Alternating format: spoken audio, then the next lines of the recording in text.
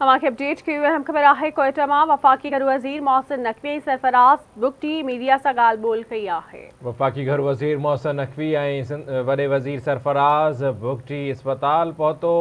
घर वज़ीर मोहसिन नकवी सरफराज बुगटी धमाके में ज़ख्मी थियलनि जी अयादत कई है। रेलवे स्टेशन धमाके में जानी नुक़सान ते दुख जो इज़हार करियूं था। इहो चवण आहे बलूचिस्तान के वॾे वज़ीर सरफराज बुगटी जो।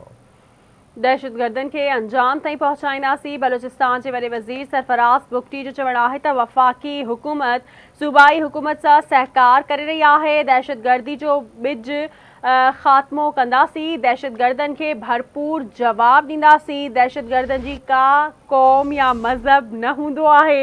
असां सभिनी खे गॾिजी दहशतगर्दन जो मुक़ाबिलो करणो आहे। ख़बर अवां सां शेयर कयूं पिया। ब्रेकिंग न्यूज़ आहे कोयटा मां वफ़ाकी घर वज़ीर मोहसिन नकवी ऐं सरफराज बुगटी मीडिया सां ॻाल्हि ॿोल कई आहे।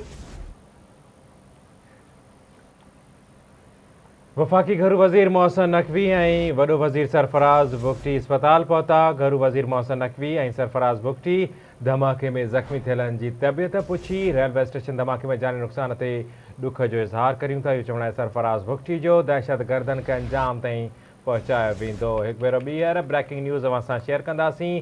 कोयटा मां वफ़ाकी घर वज़ीर मोहसिन नकवी सरफराज बुगटी सां गॾु अस्पताल पहुतो आहे।